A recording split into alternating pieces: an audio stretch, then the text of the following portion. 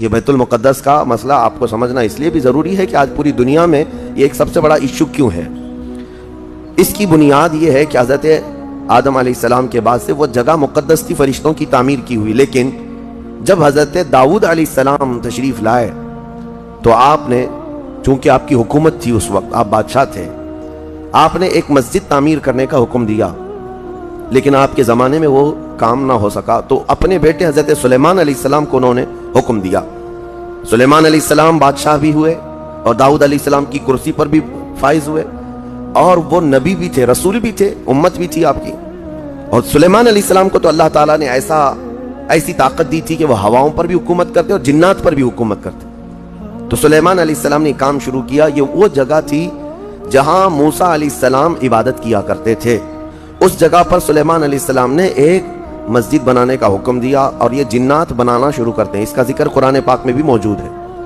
حضرت سلیمان علیہ السلام نے جب پورا ڈیزائن دیا کہ اس طرح سے بننا ہے، تو پھر جنات تعمیر کرتے رہے، اور جنات اتنا خوف کھاتے تھے سلیمان علیہ السلام سے کہ وہ ایک لمحہ بھی حضرت سلیمان علیہ السلام سے غافل نہیں ہوتے یا حکم عدولی نہیں کرتے۔ ہوا یہ کہ کام ابھی کمپلیٹ نہیں ہوا تھا کہ سلیمان علیہ السلام کا انتقال ہوا، تو جنات بھاگ جاتے، لیکن اللہ کی مصلحت، حضرت سلیمان علیہ السلام لکڑی لے کر یوں کھڑے رہتے تھے، اپنا عصا لے کر کے کھڑے رہتے تھے اور کام دیکھتے رہتے تھے۔ جب تک سلیمان علیہ السلام کھڑے ہیں، تیزی سے جنات بڑے بڑے پتھر لاتے تعمیر کرتے رہتے تھے۔ انتقال ہوا سلیمان علیہ السلام کا، اور آپ ایسے ہی کھڑے رہ گئے، آپ کے کھڑے کھڑے وفات ہوئی ہے۔ اور اس طرح سلیمان علیہ السلام کی وفات کو سالوں گزر گئے، لیکن آپ وہاں سے ہٹے نہیں، کیونکہ کام چل رہا تھا۔ قرآن میں ہے، اللہ تعالیٰ فرماتا ہے جب لکڑی کو دیمک کھا گئی، کتنے سال گزر گئے ہوں گے، حضرت سلیمان علیہ السلام یوں ہی کھڑے تھے۔ اور عام دوسرے لوگوں کی موت تو چھوڑو، نیند میں کھڑا ہو کر کے دکھائے، وہ اللہ کے نبی تھے کہ انتقال کے بعد بھی وہ کھڑے رہے۔ روایتوں میں کئی سالوں تک، دسیوں سالوں تک آپ کھڑے رہے، اور اس کے بعد دیمک کھا گئی لکڑی کو، تو لکڑی ٹوٹ گئی، تب سلیمان علیہ السلام زمین پر آ گرے۔ جنات اسی وقت جان گئے کہ یہ تو انتقال کر گئے ہیں، تب تک بیت المقدس کا کام کمپلیٹ ہو گیا تھا، جنات بھاگ گئے سب۔ یہ تعمیر، اس کو اصل میں بیت المقدس نہیں کہا جاتا تھا اس وقت، یہ ہیکل سلیمانی، یہ یہودیوں کے عقیدے کے اعتبار سے فرسٹ ٹیمپل ہے، پہلا مندر یا پہلی مسجد جو بھی ہے، مقدس تھی۔ یہ ہیکل سلیمانی جو سلیمان علیہ السلام نے جنات سے بنایا تھا، اور سلیمان علیہ السلام کی کرسی جہاں لگتی تھی، اس وقت حضرت سلیمان علیہ السلام نے جنات اور سرکش لوگوں سے اور جادوگر لوگوں سے سب چیزیں جادو کی چھین کر اپنی کرسی کے نیچے دفن کر دیا تھا، سب ختم کیا تھا کہ کوئی جادو ٹونا یہ سب چیزیں نہ ہو، کیونکہ یہودی جادو کے پیچھے بہت بھاگتے تھے، صرف جادو میں ہی دن رات۔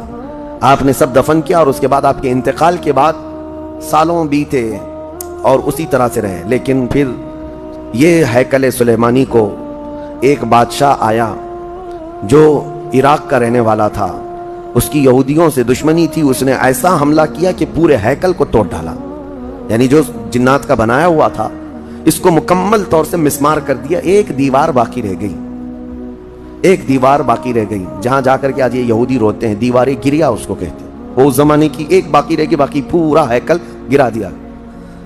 زمانہ بیت گیا، یہودی اس بات پر روتے رہے کہ ان کو مارا گیا، قتل کیا گیا، پھر عیسائیوں کا اس پر قبضہ رہا، پھر عیسائیوں سے یہودیوں نے ایک بار پھر حاصل کیا، پھر دوبارہ یہ ٹائٹس کے زمانے میں عیسائیوں نے مار کر کے پورے یہودیوں کو خون خون کر دیا، اور پھر بیت المقدس کچھ نہیں تھا، ایک دیوار تھی، ایک دوسری وہاں پر ایک چھوٹی سی عمارت بنائی گئی، اس عمارت کو یہ سیکنڈ ٹیمپل کہتے ہیں، سیکنڈ ٹیمپل، یہ دوسرا مندر، اور اسی کو عبادت گاہ بنا کر چلتے رہے۔ زمانہ بیتا، یہاں تک کہ حضور صلی اللہ تعالیٰ علیہ وسلم کی نبوت کا اعلان ہوا، پھر اس کے بعد 23 سال گزرے، پھر آپ کی وفات کے بعد صدیق اکبر کا زمانہ آیا، پھر سیدنا عمر فاروق کا زمانہ آیا۔ تقریباً یہ 26-28 ہجری کی بات ہے، حضرت عمر کے دور میں۔ پھر حضرت عمر فاروق کے دور میں جو فتوحات ہو رہی تھی، اسلام پھیلتا جا رہا تھا، تب صحابہ کے ایک لشکر کو حضرت عمر نے فلسطین بھی بھیجا، جس میں حضرت ابو عبیدہ بن جراح بھی تھے۔ تو ان صحابہ نے اس چھوٹے سے لشکر کو لے کر فلسطین کا معرکہ ایسا سر کیا کہ یہ عیسائی سب جان چکے تھے حالات کیا چل رہے ہیں، سرنڈر ہو گئے اور کہا ہم جو ہے یہ بیت المقدس کی ساری چابیاں آپ کے حوالے کرتے ہیں، لیکن ایک شرط ہے کہ ہم آپ کے ہاتھ میں نہیں دیں گے بلکہ مسلمانوں کے امیر المومنین کے ہاتھ میں دیں گے، وہ آئیں ہمارے پاس۔ تو وہاں جو صحابہ تھے انہوں نے خط لکھ کر بھیجا حضرت عمر کو. حضرت عمر مدینے میں تھے. کہا ٹھیک ہے میں آ رہا ہوں. قبلہ اول مسلمانوں کے ہاتھ میں تھا, بیت المقدس آ رہا تھا. سیدنا عمر فاروق مدینے سے چل پڑے. ایک غلام کے ساتھ نکلے اور ایک سواری ہے, ایک خچر ہے, اور دونوں بھی کس انداز سے جا رہے ہیں. ایسا امیر المومنین جس کے رعب سے قیصر و کسریٰ کانپتے تھے. لڑائی کی کسی کے اندر مجال نہیں تھی. وہ ایک خچر کے سواری پر اتنا لمبا سفر طے کر رہے ہیں. وہ بھی غلام سے یہ طے کر رکھا ہے 1 میل میں بیٹھوں گا, 1 میل تو بیٹھنا.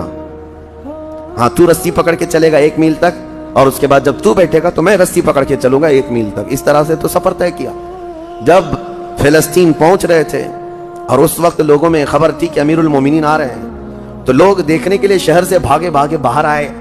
اتفاق ایسا کہ اس وقت خچر گھوڑے پر بیٹھنے کی باری غلام کی تھی اور نکیل رسی حضرت عمر کے ہاتھ میں تھی. دوڑے ہوئے لوگ آئے جو نہیں پہچانتے تھے. عیسائیوں نے امیر المومنین کہہ کر اس غلام کا استقبال کیا کہ تشریف لائیں. تب جو صحابہ تھے وہاں پر انہوں نے پکار کر کہا نادانو, وہ امیر المومنین نہیں, رسی پکڑا ہوا امیر المومنین ہے. یہ امیر المومنین ہے. پہلی مرتبہ ان اعلیٰ اخلاق و کردار کو عیسائیوں نے دیکھا تھا کہ وقت کا خلیفہ کوئی گھوڑے کی رسی پکڑ کر کے بھی چلتا ہے. تو بہت متاثر ہوئے, اور اس کے بعد بنا کسی جنگ کے حضرت عمر فاروق رضی اللہ تعالیٰ عنہ بیت المقدس میں داخل ہوئے, اور ان عیسائیوں نے جو کچھ بھی وہاں پر کیا تھا اس کو نکالا.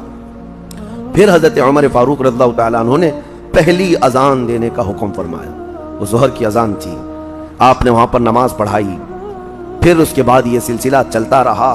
اب اس میں تفصیل ہے. عیسائیوں کو اسی طرح ہم بھی بھگاتے, مسلمان بھی بھگاتے, جیسے یہ یہودیوں کو بھگاتے تھے. تو انہیں آج بولنا چاہیے تھا کہ مسلمانوں نے زبردستی قبضہ کیا.